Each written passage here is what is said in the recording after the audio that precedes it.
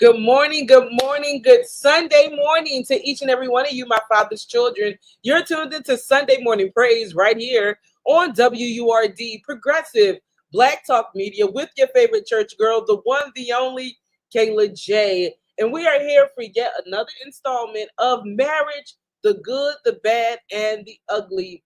And just like before, this one is a trigger warning. This one is a trigger warning because I am elated to have here none other than Dr. Rita Milburn Dobson, who is married to her lovely husband, Austin, who passed away a few years ago. Good morning. How are you doing today? Good morning, dear. A lot of energy. Love it.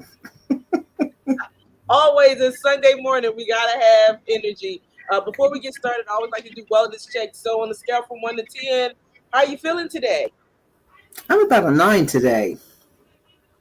Yeah, good. Come on, 9. Come on, 9. That's wonderful. Well, as I mentioned, Dr. Milburn Dobson is a widow. So she's doing this story alone, but we give her props for it. So I want to give you a chance. Tell your love story between you and your husband, Austin. We actually met in a bowling alley. And at that particular time, I actually had a boyfriend. And my younger sister didn't like my boyfriend. And she saw Austin and said, "Hey, you see that girl down there? Don't you think she's pretty? But that's my sister. She has a boyfriend. I don't like him. You should talk to her." And he was thinking, who is this talking to me to begin with? So my sister every week would go down and talk to him and try to get him to talk to me, which he didn't. And one day we finally spoke, and no big deal. We talked a little bit, but no big deal. And my sister said, "I think he likes you. He wants your phone number." I said, "Well, if he wants my phone number, he's going to have to ask me, and you stop being a go-between person." So finally, he asked me for my phone number and didn't call me for 6 months. So I decided when and if this guy ever calls me again, that is it. I'm going to tell him off, and that'll be the end of all of that. He called me, and I said, he said, "You want to go bowling or golfing?" I said, "Well, golfing." We went, and we had a real nice time. And he was a real corny kind of guy. And I kind of liked that. And walked me home, very nice, kissed me on the cheek. All right, it's good. The next day I went to a laundromat because we didn't have a washer dryer. And I had my hair all tied up because that's what I did back then. But not tied up like today, tied up like you don't want nobody to see you like that outside. He came to the house with flowers, and my mother said, "Oh, she's at the laundromat. Go see her." And he came to the laundromat and saw me with not a scarf, but a rag around my head and brought me flowers, okay? So I vowed from that day forward I would never look crazy going outside. That's one thing. But it taught me a very valuable lesson, okay? And we started going out, and he was nice. He was a little bit too nice. And I kept trying to find something wrong with him. And there was. He made me very nervous because he was really, really nice. We kept talking, and for about 1.5 years we talked. And he invited me to go down south to meet his mom. His mother says to me when I get there, "Okay, y'all aren't married. You sleep here, he sleeps there." And I got so tickled, I said, "Oh, yeah, it's just like back home, okay?" And it felt like home to me. And I said, he's all right. And I really started liking him, and kind of the rest is sort of like history. I realized he was a nice guy. I was nervous because he was so nice, because I thought something was wrong with him. And I thought he would change, but he never changed. He was just a nice guy. Shout out to the sister making you meet your Prince Charming, first of all. That's how you do it now. I've been don't you do that now. It worked for me, okay? So when did you know you wanted to spend the rest of your life with him? To be very honest, he got sick. And I went to the hospital to see him, and he was asleep. And I looked at him, and I had just started nursing school. And I said to myself, wow, He may be sick the rest of my life. Can I deal with this? And I said, yeah, I really like him. I could do this. And so in the back of my mind, I thought maybe this may be the one.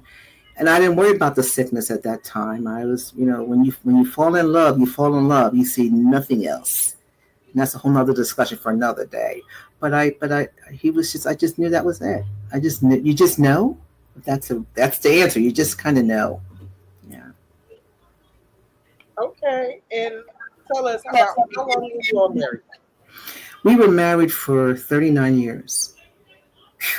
That's real adult years. Okay. That's a long time. Didn't realize it was 39 years until he died. God, that's a long time. And out of those 39 years, what's your favorite memory? Oh, I have lots of those. I liked when I told him I was pregnant with my son. I liked that a lot. He was so excited and kept telling everybody that. Um, I also like when he took me out places. Austin was one of those men who liked to say, my wife. He loved saying my wife. He was Austin to me, but my wife, Rita, okay? Because he thought my last name was so difficult, but since I kept my maiden name with his name. But I liked when he would take me out and say, this is my wife, Rita. And I said, yeah. And that was often. I loved how he was proud to be my husband. But he was proud I was his wife. Those were the things I liked. And it happened on a regular basis. I complained about it, but I really loved that. Well, that's lovely. That's lovely. Um, how long have you been a widow? Actually, it's 2.5 years. November 17th, 2022. That's when I became a widow. And how do you cope? How do you cope with that? 39 years is nothing to sneeze at. So, you're only 2 years in. Like, time to go. I began with saying that we were dating and he was sick. And so sickness has been a part of our relationship for 39 years. It waxed and waned through the years. We went through some years where it was just really like great, no sickness whatsoever. And then other times it was more severe. It was more constant. And so sometimes it was really bad. Hospitalization, ICU. And everyone didn't always know that. And so there were times when that happened, I thought about him dying. And it's almost, in my grief world, we call that anticipatory grief. And so it was like I was preparing, but each time he'd come home. And so it's like, okay, thank you, Lord. And so through the years, in the back of my head, not my heart, my head, I thought that might happen. And so God prepared me through the years. And even a year before he died, he was sick. And I told two friends close to me, I believe that God is preparing me for a journey that I don't want. And I never told them what it was, but I knew what it was. And I was trying to wish it away and hope that it didn't happen. But God was preparing me for it all along. And so when God prepares you, you are prepared. He's put a lot of seasoned widows in my life as friends. And then he's gave me people I can talk to on a regular basis and admit how I really feel in some days. And that's been invaluable, just to be honest with people, how I'm feeling. When I'm not having a good day, I have a village I can text or talk to and say, it's not a good day. So that's it. So, thank you for sharing that, first of all. Thank you. But you mentioned that since the onset of you dating, there was sickness. And we all know that in the vow it says, in sickness and in health till death do us part, right? What did you all do knowing that sickness was always going to be a part of your marriage to keep things fresh? You know, on the moments he wasn't battling something, how did y'all keep that love flowing? Oh, we would laugh about it a lot, okay? He would say to me, he would repeat the vows to me and said, I bet you didn't bargain for this. And so when I really felt really loving, I said, oh, yes, I wouldn't trade it for anything. And when I didn't feel so loving, I would say, you're right about that. I didn't ask for this. We laughed about it. And fast forward about 10 years ago, I had some major surgery done. And I was no longer the caregiver for him or anybody else. He had a chance to take care of me. And so I think I honestly learned what sickness and health is when I got sick, because he had to take care of me and do things for me I couldn't do for myself. I'm a nurse by profession, so that came somewhat naturally for me. It was not so natural for him, but yet he did everything he could to get me comfortable, keep me comfortable, my medications. He was a horrible nurse, but he was a loving husband. He wanted me to be better. And so he took care of me that way. We would laugh when we had those, we would have fun in the hospital. Whatever fun looks like to you in the hospital, you can read between any kind of lines you want to there. But we in the hospital, we talked to one another a lot. We talked and we shared real feelings. We would share real feelings, how he felt being so sick all the time, and would I've changed my mind, and we talked about that a lot. And it was never because he was sick so often, it became part of our regular life. It became, people didn't understand. It became funny to us at times. When we would go to the hospital, our phones, iPads, computers would automatically hook up to the Wi-Fi anywhere we went, because he was in so many different hospitals, okay? All right. So he would say, are we hooked up here? I said, oh yeah, we're hooked up here too. And we would laugh about it. We really used a lot of humor, and that really helped us get through those tougher times. I know this isn't a question I sent over, um, but I want to know, you have out of your union two lovely children.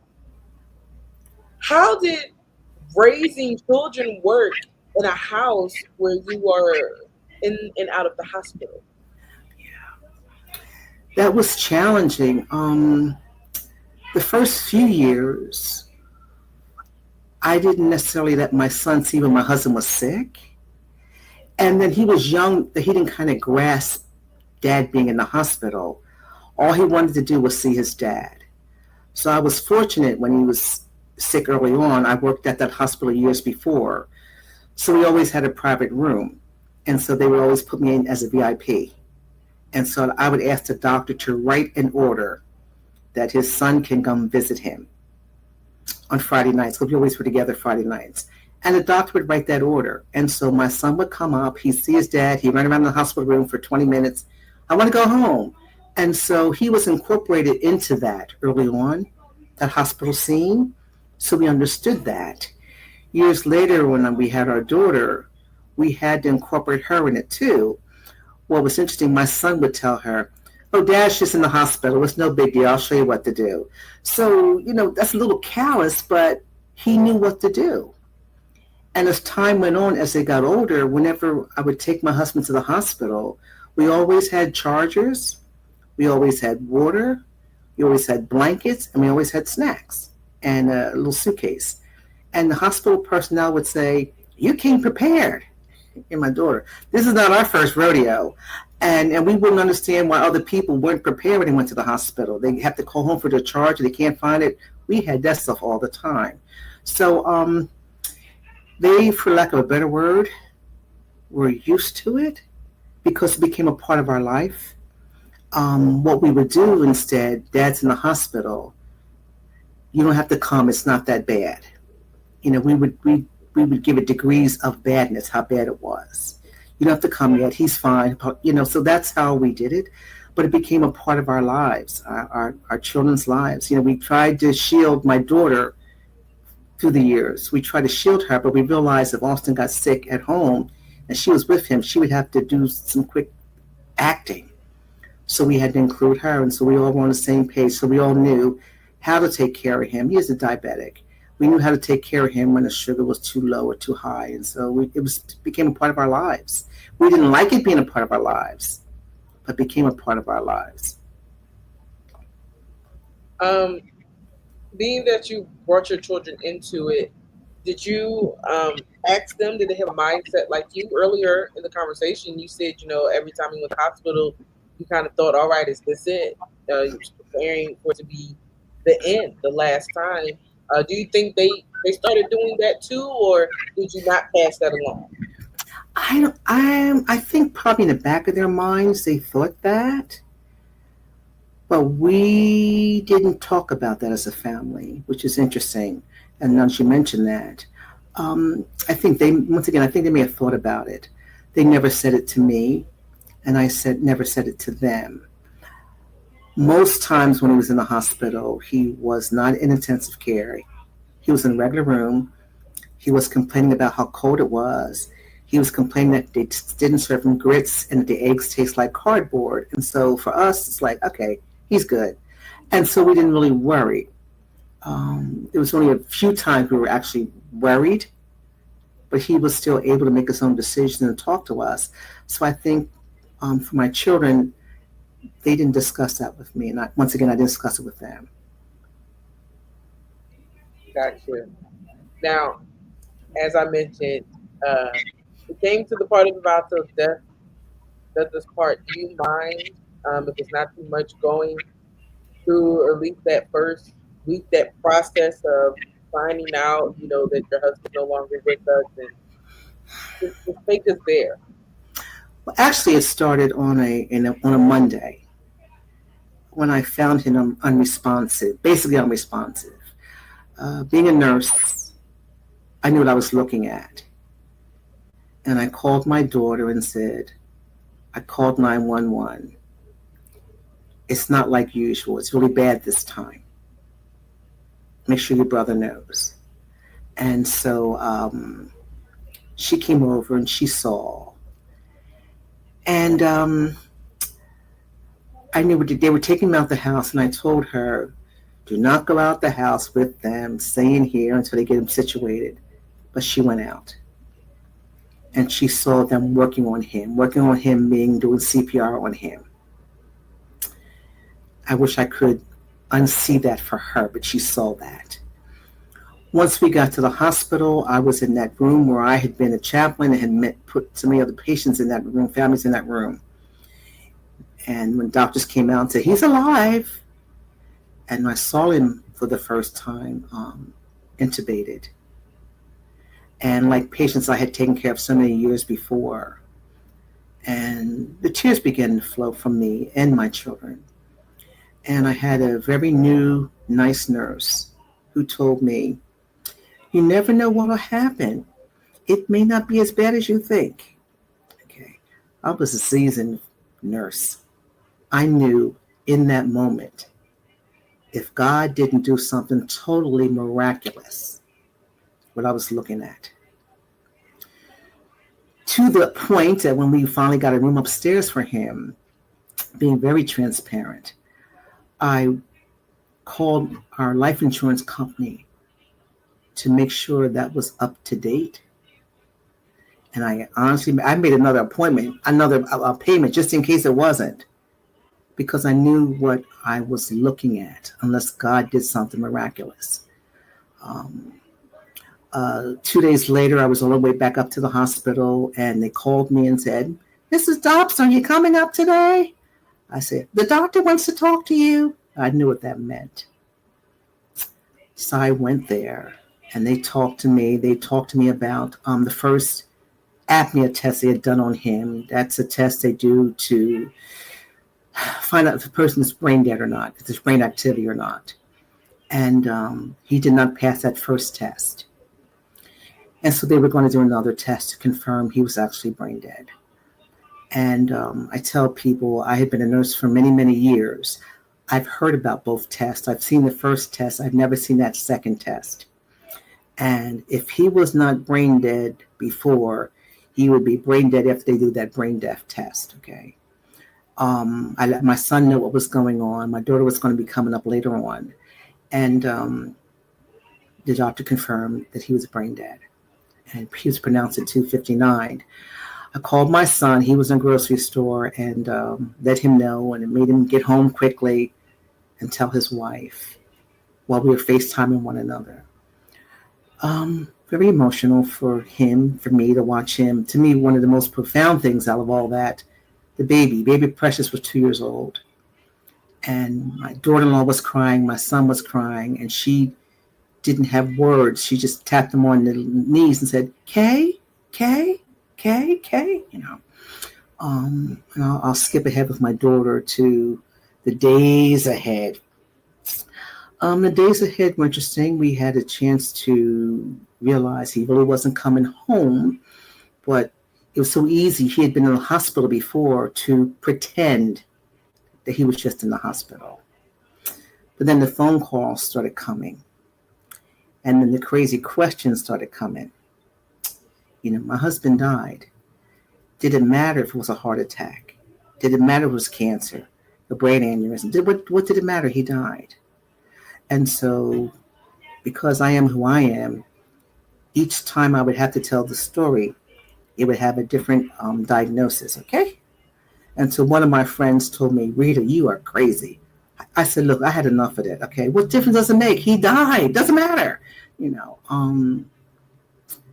It was helpful having the business taken care of ahead of time.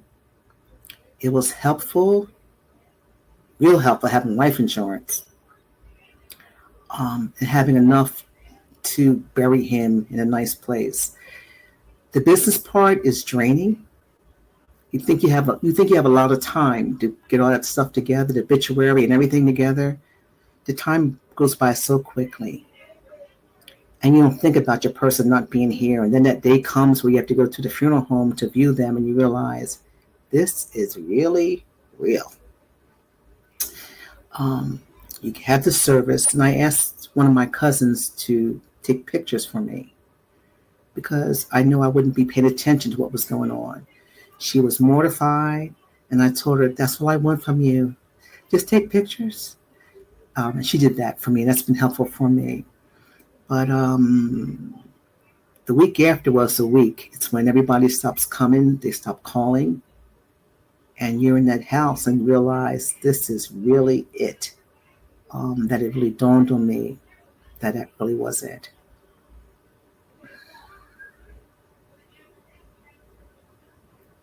Thank you for sharing that. Thank you. Earlier you mentioned you have your village, you have your tribe. So now you're in an empty house. Where do you go from here? There's someone listening that's a new widow. It may be a year for them. It may be a week for them. Where do they go from here? What did you do? What is your advice to them? Be prayerful and listen to how the Spirit guides you. Listen to other widows who've been there. When they tell you something that starts with, child, let me tell you, listen to them. Because they're going to tell you some stories that are somewhat bizarre, somewhat unbelievable, but what they've lived through. I'm not going to tell you how someone asked for my husband's car 3 days after he died. I'm not going to tell you that. I'm not going to tell you how they wanted me to sell my house to them. I'm not going to say that to you. And these are not stranger people. These are people, saints of the Most High, and other people who have been through the grieving process. So I tell them just to be still. Give themselves grace. Give yourself grace. In our tradition, we celebrate. Our loved ones die. Everybody goes to heaven, and we're happy, and it's beautiful until that first Thanksgiving. And for us, he died on the 17th. His funeral wasn't until almost 2 weeks later, so we had our first Thanksgiving without him. Then we had our first Christmas. Those holidays, things are different. What people understand that you're different on the holidays, they don't understand day to day how you're different. I often share, if you talk to me for 2 minutes about being a widow, I will inevitably mention trash. I have never had to put out trash in my life, okay? My father did it. My father said that's a man's job, okay? When I got married, my husband did it. And when my son became old enough, he did it. I never put out trash. Every Monday night, I had to put out trash. I'm not a cussing woman, but I think I do cuss every Monday night putting out the trash. Oh my God. There we go. But there's things that you don't know you have to take care of. I tell most people I'm a pretty independent woman, proud of that. I didn't realize I was a little princess. I didn't do the trash. I didn't put gas in my car, okay? You're saying you got to be kidding me. No, I'm not kidding you. I didn't put gas in my car, okay? When it's the first year after he died, I was anticipating snow. My son calls and says, well, Mom, there's a snowblower in the basement.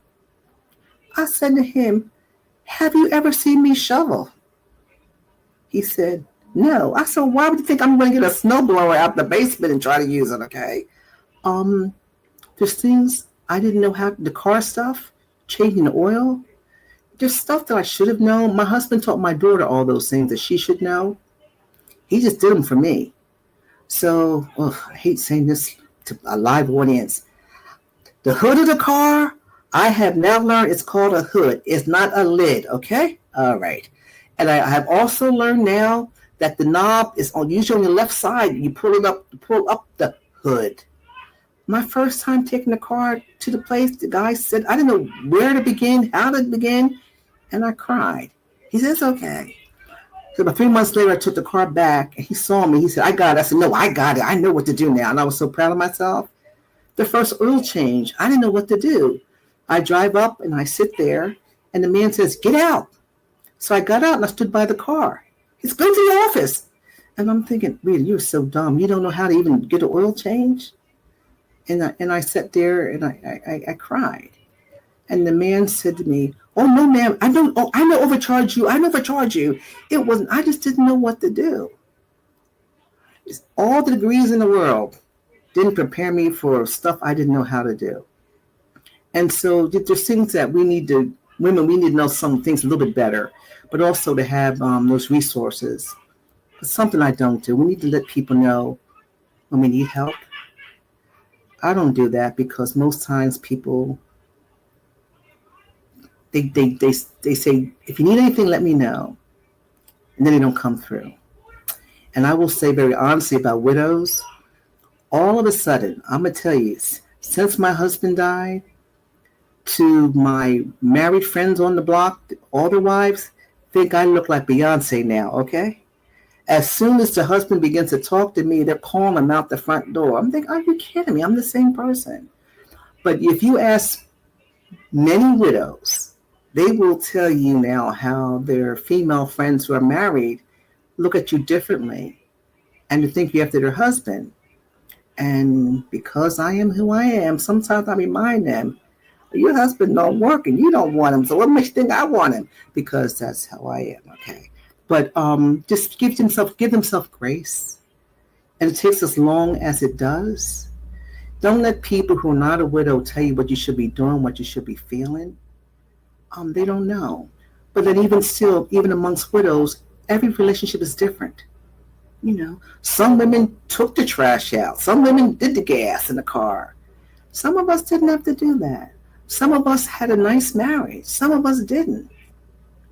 And one thing I've told many women since Austin died is, don't put off celebrating with one another. I don't have a lot of regrets with Austin, but one I do have.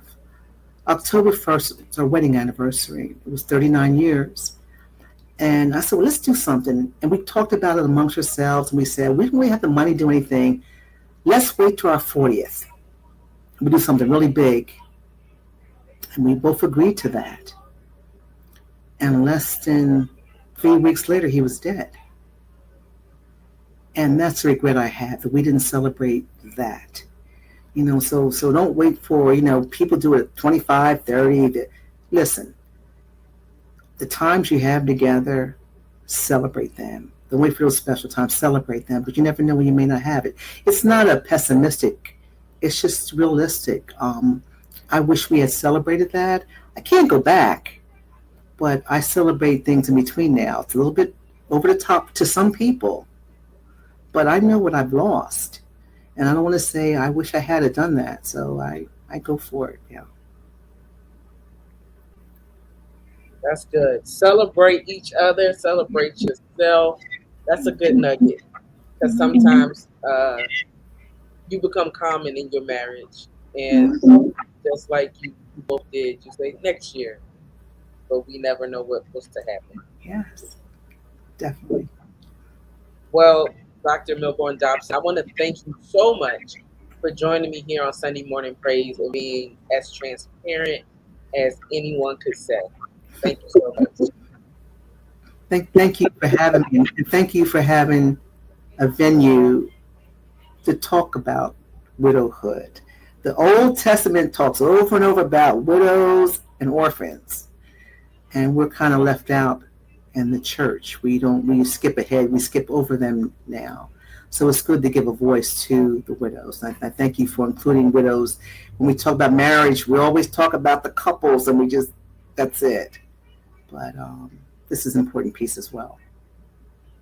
Of course, I had to be obedient to what God told me to do. He told me to ask you. So again, thank you so much. Thank you. All right, folks, that does it for this installment of Marriage, the Good, the Bad, and the Ugly. We have to take a quick commercial break, but on the other side, we have prayer and more gospel music. You're listening to Sunday Morning Praise with your favorite church girl, the one, the only Kala J, right here on WU.